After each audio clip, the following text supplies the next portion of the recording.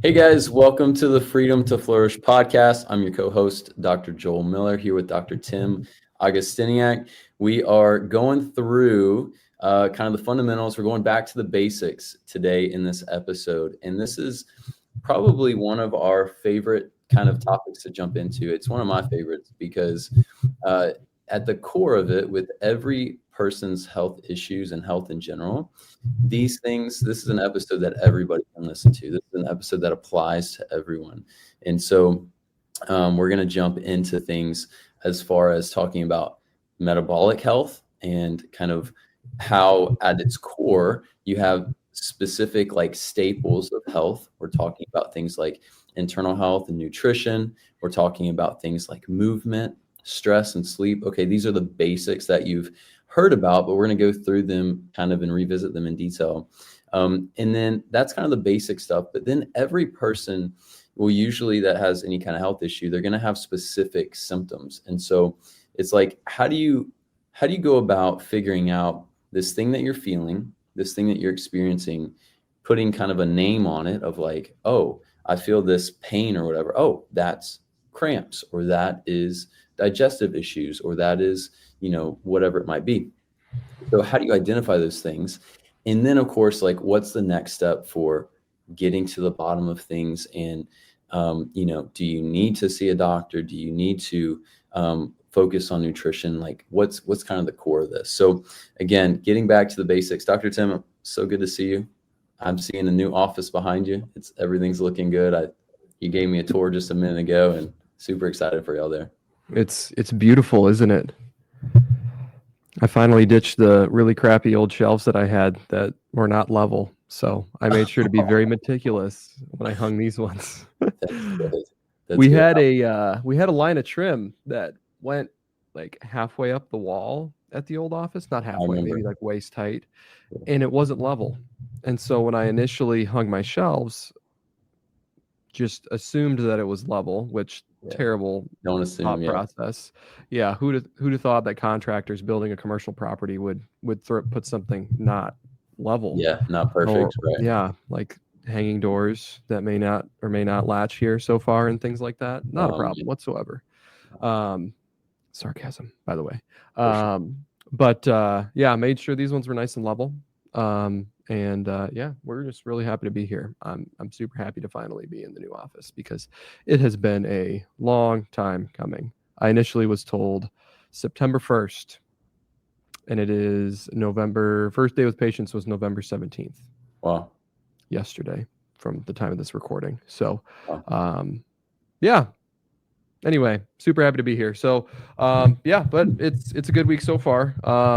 Patients are finding the place all right and things are going good. So, we figured, okay, back to, starting fresh in an office. Why don't we start fresh with the things that we have covered previously that we will just passively touch on and be like, oh yeah, do this for blood sugar, listen to this podcast, do this that we've talked about a million times. But the whole point of this episode is to go back to what things you need to do to get metabolic health right, what things you need to do to get stress, sleep, all those things right.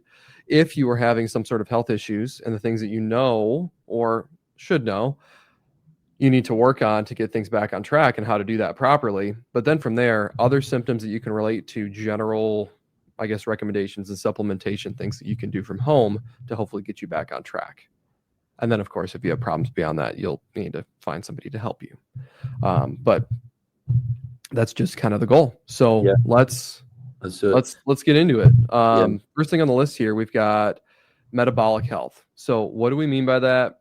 And what, do we have to do about that? So Dr. Joel, do you want to start us off with that one? Yeah, totally. And Dr. Tim, as you're mentioning those things, it occurred that this episode is going to be basically an episode of a bunch of smaller episodes. So for example, we talk about metabolic health. That's another term that I'll use is like internal health. So how healthy is your system? How healthy are your organs? And when we just kind of mention that, then we start getting into things like, again, nutrition. We'll talk about movement, stress and sleep. And of course, we'll talk about supplements and all that fun stuff here in a bit as well. But nutrition wise, like at its core, when we talk about health and we talk about getting back to the basics, you cannot out supplement a bad diet. I've I've tried. You also can't out supplement bad sleep. You can't out supplement massive like emotional health issues. You can't out supplement unaddressed stress or poorly managed stress. You just can't do it. We have tried. I have tried. There is actually one of the stories that I share with people is there was a time where I'd have somebody work on me, and there was a time where I was definitely getting less than optimal sleep a night. So, maybe I was getting like 6 hours a night or something, which is way less than what I need. I usually feel really good about 8.5. I feel amazing. But I was getting like 6.5 hours of sleep a night. And I had somebody testing me for different nutrients because I'd be tired the next day. And they're testing me for different nutrients to just help with my energy and focus and all that stuff. And in order to get me back to where I felt normal, it was 8 supplements. 8 supplements is what it took. And I just started adjusting stuff with my life and schedule so I could get more sleep. And like, I didn't need all those, So yeah, crazy stuff. But going back to these things are core. These things are foundational. It's just how we were designed and created that we have to follow these laws of health. I like to call them the laws of health. So nutrition is number one. What are we talking about with nutrition? Well, we're talking about number one, what are the foods you're eating? How much of those foods are you eating? When are you eating them? And then with that, of course, is things like hydration and liquids and things like that. So here are kind of the core pieces, and Dr. Tim, definitely feel free to tag team on this.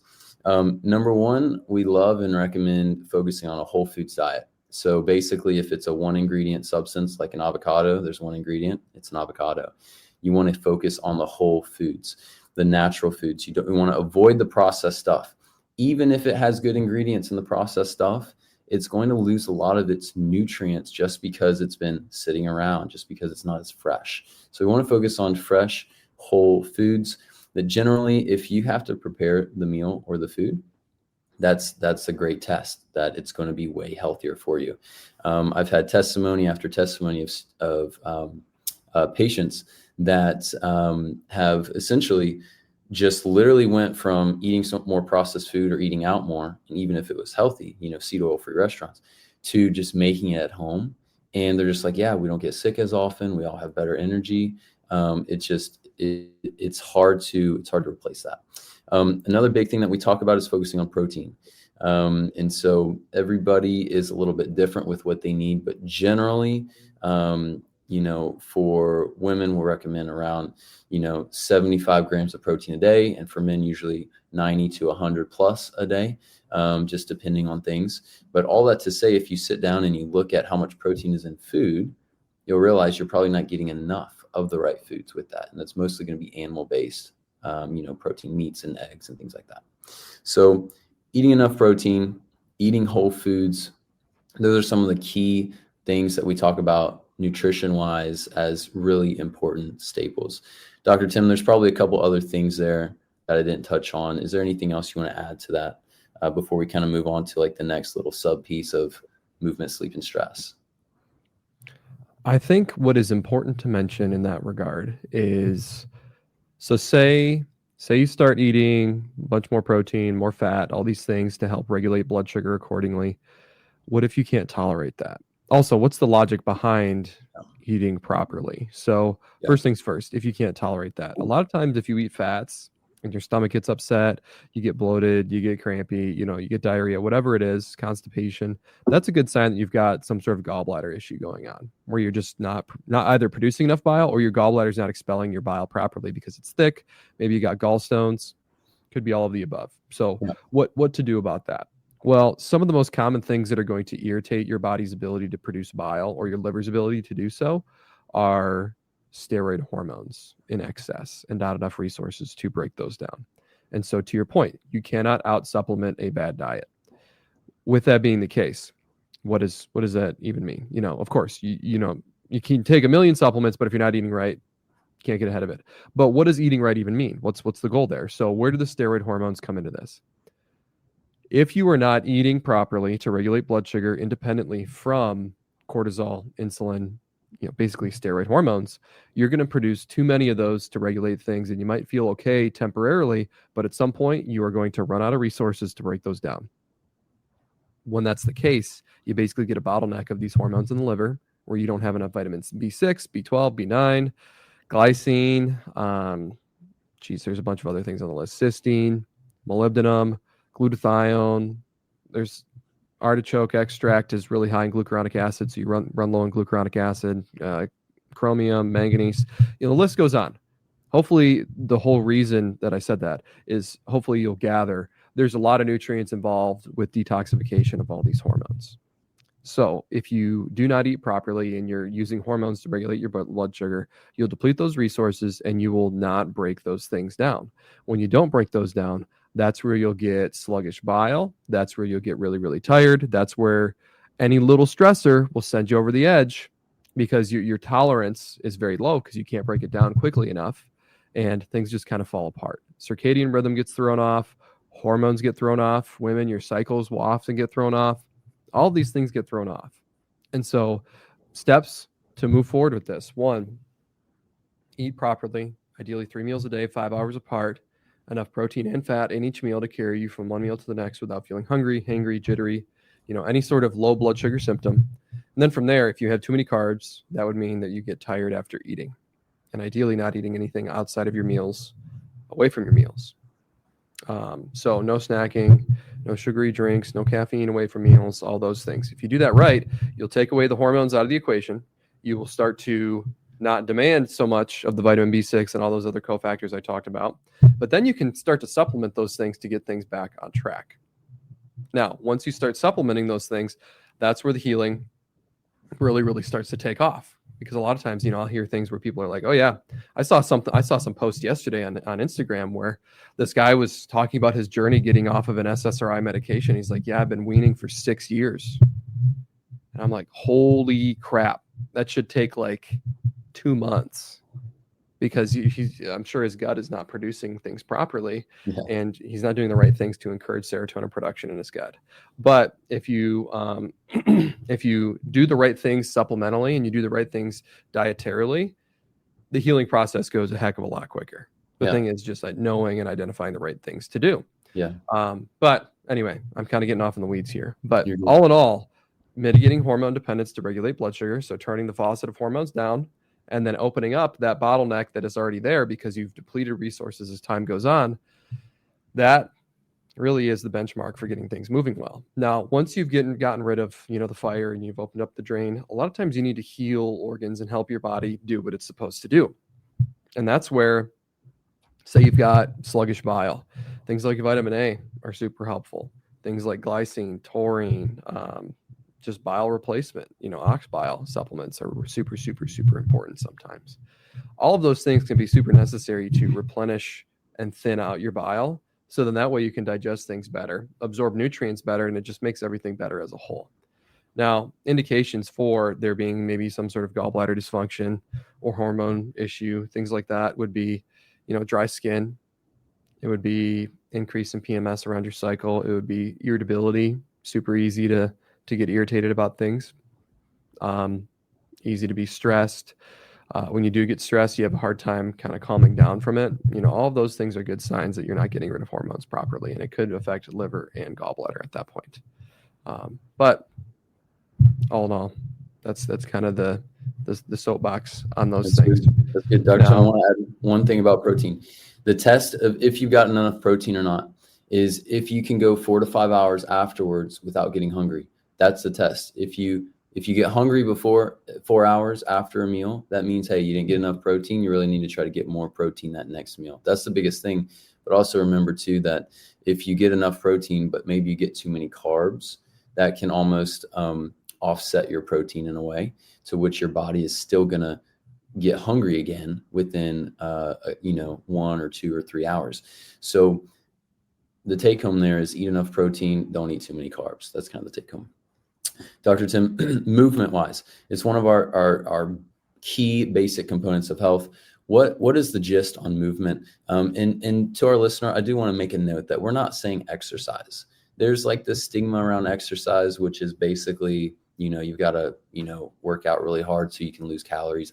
We don't believe in that stuff because, there's a component to it that can be helpful. Absolutely. But at the core of it, when we're talking about health, movement is the key priority, not exercise and burning calories. So Dr. Tim, what is it about movement that we really like to talk about? And, why is it so important for the basics of health? Well, movement, there's a couple different things that go into it. And it depends on where you're at with your health, because there is movement that will drive cortisol and make problems worse, which you would like to avoid that if you have hormone detox issues, poor adrenal health, poor hormone health, all of the above. But if you're doing pretty good there and say your issue is more of an insulin problem and you're just getting too much sugar, too much caffeine, all these things, that's where more sympathetic exercise that drives cortisol is not necessarily going to be a bad thing. So with movement, overall, my whole take on it, your goal should be, one, burning calories and just getting your cardiovascular system working, getting your heart pumping, getting your respiratory rate up, getting your blood pressure, all the things up. But also, the goal should be building muscle. If your goal is, I am just going to hop on the elliptical or the bike or go for a run and do no strength training whatsoever, in my opinion, you are doing yourself a disservice. Because not only is that neglecting a whole body system, which is your musculoskeletal system, but you also are neglecting the idea that building muscle increases your BMR or your RMR, whatever you want to call it, your basal metabolic rate or your resting metabolic rate. And what that means is it's the number of calories that your body burns at rest, depending on how much metabolically active tissue your body contains. And so what that means is at rest, your muscles burn energy just by existing. If you've got a bodybuilder that has, a really heavy arm because he's got these, 25-inch biceps and big shoulders and everything, how much energy do you think it's going to take to lift that arm compared to, a 100-pound girl lifting her arm if she never hits the gym? It's not even a comparison at that point. A giant, what's probably bigger than her leg in this guy's arm is going to take more energy to lift that. And therefore you burn more calories at rest when you have more muscle. Yeah. Not only do you burn more calories, because the goal is not just, hey, let's just burn calories all the time. It is also, the goal needs to be longevity. Longevity is a huge thing. So, bone mineral density is kind of what I'm getting at here. So the more muscle you have and the more that you train your muscles to grow as a result of strength training, the more, they're going to get bigger. They're going to get stronger. That's just how it goes. The same goes with bone remodeling. And so the more weight-bearing exercise that you do, the more that your bones have stimulus to get nice and hard. So then that way they don't break easily, especially later on in life. And ladies, postmenopausal, when estrogens drop off drastically, bone mineral density also tends to drop off drastically as well. And every single lady that I've ever had in my office that says, hey, I really need help with my bone mineral density, I say, okay, well, what's your strength training like? Well, I go on walks. Okay, a walk is not strength training. You basically need to treat yourself like a bodybuilder when it comes to that stuff. And I tell every single lady that says that, you need to treat yourself like a bodybuilder. If you do not lift weights and you do not push yourself, you are not going to increase your bone mineral density. And so for the sake of long-term health, it needs to be there. So those are the benefits that I think are most beneficial from exercise. There's the cardiovascular health. There is the metabolic health and building muscle, and then there's the bone health that comes along with it. And also there's the mental health aspect of it. There's the dopamine and serotonin that comes with completing a good workout, and then it helps build those habits for maintaining good health. Oh my goodness, the best days that I have are when I work out first thing in the morning. Really the best days. Well, spending time with God and working out. But to add on that just a little bit, I think there's massive benefits with our lymphatic system with movement as well. So that could be, obviously strength training is amazing for you for the reasons you mentioned, but even just walking. If most people would get out and walk, 8,000 steps a day, 10,000 steps a day, and that's like a really low amount, I would say.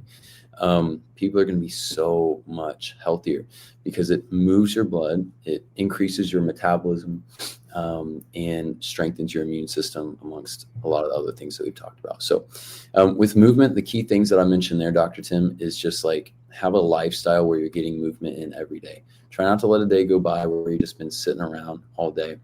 If you can stand instead of sit at your desk, do that for a little bit. And so really trying to get away from, man, we just sit around all the time. We get in our car, we sit, we go to the bathroom, depending on what we're doing in the bathroom, we sit. We go to work, we sit at a desk. So like all of our lifestyle and society today is just like one that's based on comfort and just sitting around. So how can we get in more movement? Well, go on walks, go spend time outside. If you're going to hang out with friends, maybe do it, again, going on a walk or something like that. And then of course, if you like running, go run. If you like swimming, go swim. If you like rock climbing, lifting weights, whatever it is, go do those things. Playing sports, do those things. And I just find that people are so much healthier with that. So that is movement. How much should you move a day? Like I said, 10,000 steps a day, I think is just a great basic level if you're tracking steps. And then in general, getting some kind of high intensity / strength training workout in 3 times a week, I think is a good kind of level, kind of a basic level there. Dr. Tim, any other little tips to add there before we kind of move on to stress and then sleep? There are guidelines from, I believe it's NASF. Is that the NASF? No, I forget what the organization is. It's some sort of, they've got personal training certifications and things like that. But anyway, I forget. I have the book somewhere, and it's from back when I was an undergrad doing exercise science. But there's basically the national one of the best national organizations in the United States for guidelines on strength and fitness. They basically recommend 150 minutes of exercise a week of aerobic training, and then also 2 days of strength training per week. Yep. And whether or not that's legit, I mean, they've got good research to back it up. But then also, I mean, if everybody did 30 minutes of cardio 5 days a week and then 2 days of strength training, how good of shape do you think everybody would be in? Probably pretty dang good. Oh, yeah. So I do think it's a pretty fair guideline, and most people just don't take the time for it. And I am a prime example of that. I wish I was much better at that, but life gets in the way, stuff gets in the way. But if you have a significant health problem, gotta do what you gotta do. Yep. All right, let's talk about stress. I think the biggest thing with stress, I would say, is realizing, number one, that stress, when we look at things chemically, we look at the stress hormones. Cortisol is the biggest one, but you also have norepinephrine and epinephrine, which is also called noradrenaline and adrenaline. But cortisol and stress can come from a different number of places. It can come from just having stress from your mind, like with work and things like that. You can have stress relationally with your spouse or significant other or family or close friends. You can have stress with yourself. You can have stress with your lifestyle. There's so many different things there. But then you can have cortisol that increases because we just have a lot going on, and our body doesn't have the support that it needs. So Dr. Tim, what other kinds of things do you like to add to the conversation about stress and how it impacts our system? Oh man, I could take my own advice on this one, but honestly, not doing too much work-wise. If there's one thing that I think keeps people from getting where they need to be and contributing to long-term stress, it's they do too much work and they don't take any sort of breaks. Yeah. And so we have this wonderful culture in the United States where we got to get ahead. We got to get ahead. And I do think to some degree, my parents messed us up a little bit mentally when it comes to that, because I feel I work a little too hard sometimes.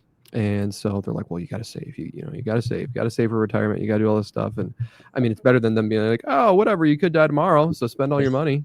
But I fall victim to you just work too hard and then you start to not enjoy things as much. And, my situation right now, we just moved to this new office. I didn't get a lot of rest this last weekend.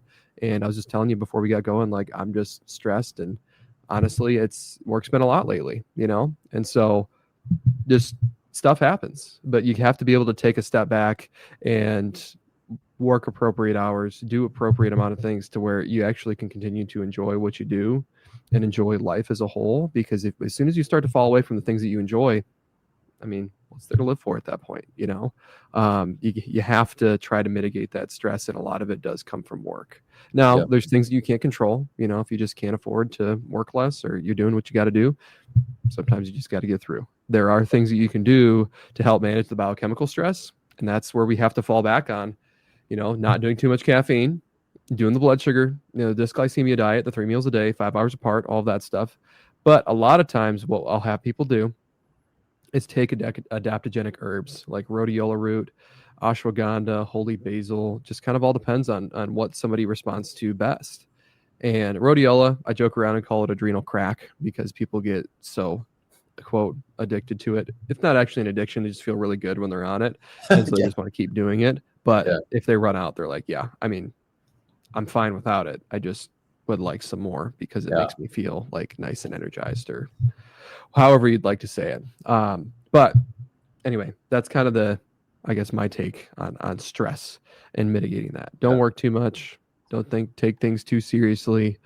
Manage things that you can control. That's, I guess, one of the biggest points. Do what you can that you can control. If you can control maybe not working so much, if you can control your blood sugar, if you can control, taking an adaptogenic herb, those are things that you can handle. However, if there are things out of your control, put it in God's hands, put it, just recognize that there are things that you sometimes cannot control, and just that's okay. Hold on to the belief that things are going to work out like they're supposed to, and you did the best that you could. And that is so much easier said than done. I completely understand that. But what else can you do? What else can you do? Find good coping mechanisms. If working out helps, do some good parasympathetic working out, do some cardio, things like that. Go to a boxing class if you're all angry, and take your anger out at a punching bag. My mother-in-law does that quite a bit. She just tells us, she used to always say, if you hurt my girl, I go to boxing class. And I'm like, okay, you're like 4'10". I'm not too concerned. Total side note, but I mean, it's legit though. I mean, if you really are dealing with stuff, there are ways that you can find something to help cope with that. And I encourage you to do that. I like what you said, control what you can control, and, kind of let go of the other things and give them to God and that kind of thing. One thing I'll add with stress is, yes, protein is huge. I find that getting grass-fed butter every day is huge. I don't know why. It just tends to help people just from the different fats and things like that. So really, soul. What's that? It's good for the soul. It's good for the soul. It is good for the soul too. I can't tell you how many people I'm like, hey, I prescribe them grass-fed butter every day. Dude, that's their most favorite appointment ever. I mean, they are like skipping out of this room, and it's a lot of fun. But enough protein, enough butter, and then like you mentioned, there's a huge component of like sometimes you just need to rest. The issue with stress and cortisol is it will suppress all healing mechanisms in your body, and it will cause your body to be in survival mode. When you're in survival mode, your body does not care about tomorrow, it cares about today. So it will sacrifice all other functions. It'll wreck your digestive system, it'll wreck your hormones, it'll wreck your mood, because your body's wants to just live another day, basically. So understand stress, understand the different places it can come from, and how you can support it. Sleep is super important. Sleep is the next piece here. Sleep ties into the stress topic, because if you don't get enough sleep, or your sleep is not good enough, your stress will be higher, your cortisol will be higher, it will be harder to heal. Sleep is the one thing that we have that is purely meant for rest and for healing. And so obviously we've had different episodes on sleep to get more in depth with that, right? You want to make sure you have good sleep hygiene, eating at least 2 hours or more before bed, avoiding blue light at least an hour or more before bed, and overall doing things that help your system to wind down. One thing I'll mention too with sleep is if you're taking supplements, be careful not to take them like too close to bed, because sometimes when they're just kind of fresh in your system, it makes it hard for your body to sleep for some reason. And so I usually recommend kind of with dinner, about 2 hours, maybe 3 hours before bed is really when you want to take those things. So Dr. Tim, any other things with sleep there? Sleep. Do it. It's good for you. Do it. That's awesome. All right, Dr. Tim, we got to keep moving here for time's sake. Next two pieces, I think we can go through fairly quickly. Identifying your health issues and weaknesses, right? So we talked about these are the basics of health. But what if you have a specific health issue? Let's say you're eating well, you're moving well, you're getting good sleep, you're managing stress, but you're still having issues with hormones. You're still having gut or digestive issues. You still have migraines. How would you kind of say, like, hey, what's the next step for somebody that's just looking for help? They're just looking for help. Data is the short answer to that. Data. Gather data as much as you can. So what I mean by that, timing. When are things happening? Is it right after you eat? Is it before you go to bed? Is it when you wake up in the morning? If it's headaches, if it's diarrhea, if it's, pain, whatever it is, figure out when it's happening and what things you were doing leading up to it or things that you did to provoke it. Yeah. If you can identify those things, that will help you figure out what could be causing it. Now, there are some things that just don't seem to make a whole lot of sense, or there's not any timing that you can pin down. And I would argue that's most of the time what happens when people come to our office is they go, I don't know what's going on, but I can't figure it out. Yeah. I've tried, but it just, for some reason, things just aren't making sense. Yeah. But if you can, try to figure out timing with things. And I'll often find that, say somebody's got a system that's way out of whack, metabolically, inflammatory, you name it, they are just all over the place.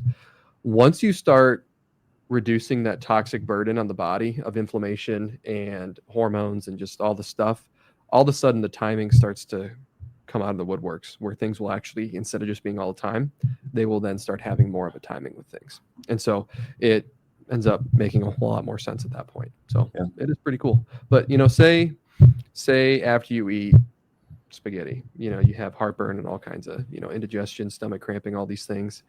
Well, maybe it's the gluten with the pasta. Maybe it's the tomato sauce. Maybe it's, garlic. What could it be, And so that's where keep all those things in mind. And next time you say, hey, maybe have a sandwich. Okay, I didn't have any problem there, but it only had the gluten. It didn't have the other things. Okay, well, it can't be the gluten then, And then, say you have ketchup and you're like, ooh, heartburn. Okay, well, maybe nightshades aren't your problem, or are your problem. Right. That's the case, try figuring out, do you need camu? Do you need quercetin? Do you need some natural antihistamines to help calm that down? And oftentimes you can take those, calm it down. And as long as you don't eat a ton of that stuff, you tend to do pretty good. Now, say around your cycle, you get really constipated, but then also you get a bunch of PMS, you get all these things going on. Well, there's a surge of hormones. And so that's a good sign you have a textbook hormone detox issue.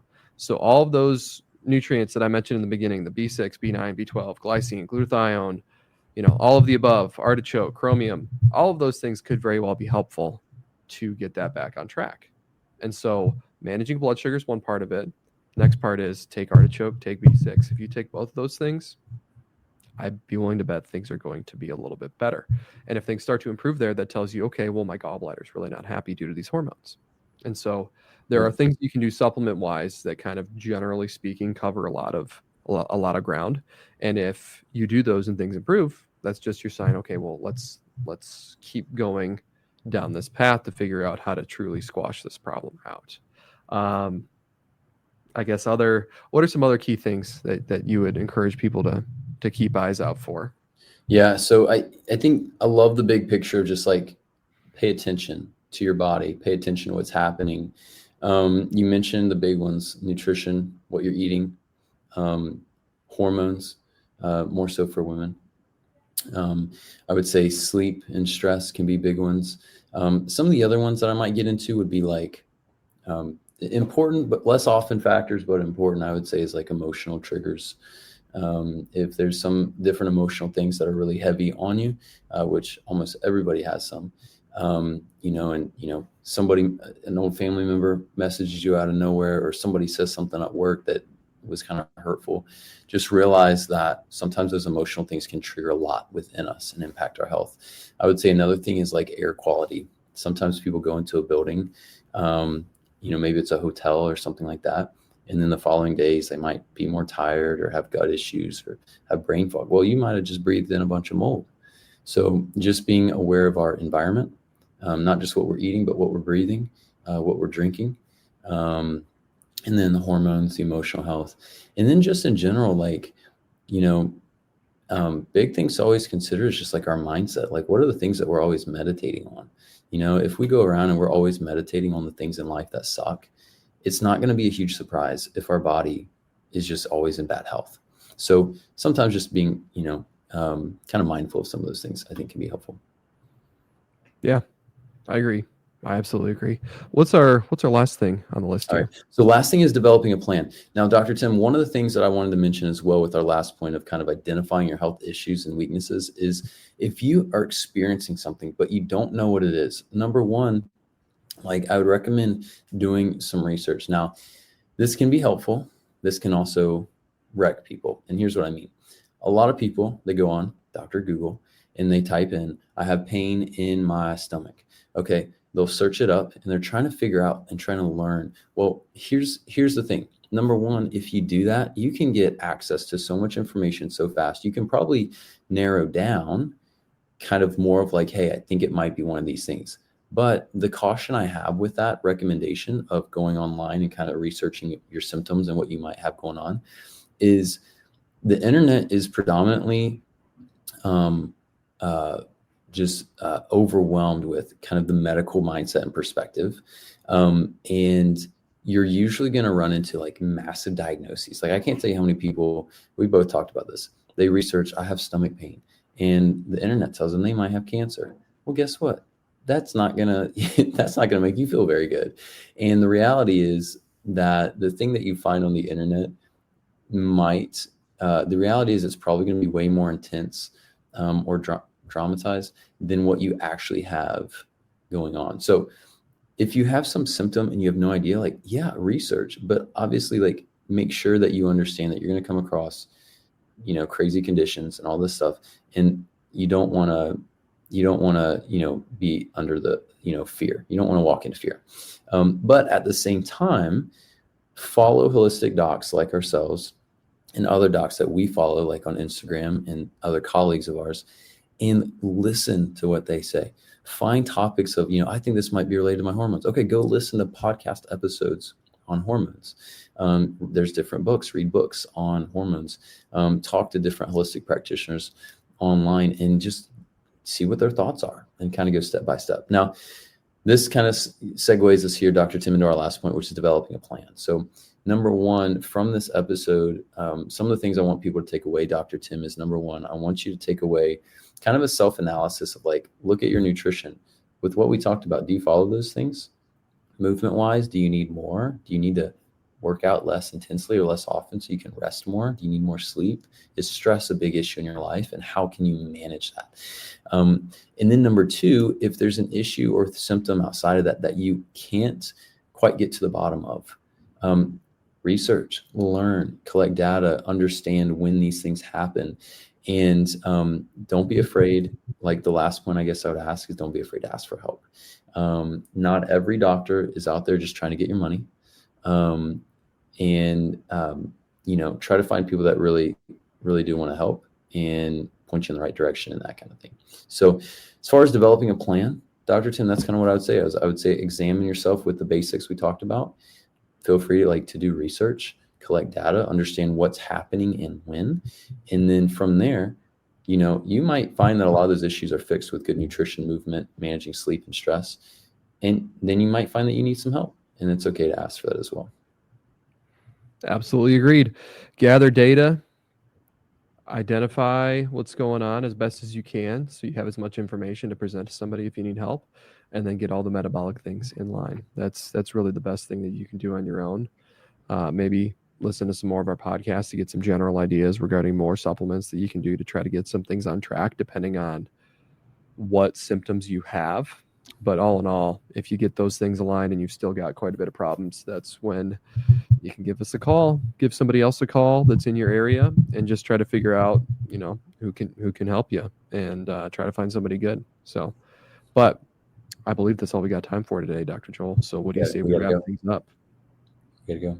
Yep. I'm Dr. Joel Miller. The practice here is Freedom Health and Wellness.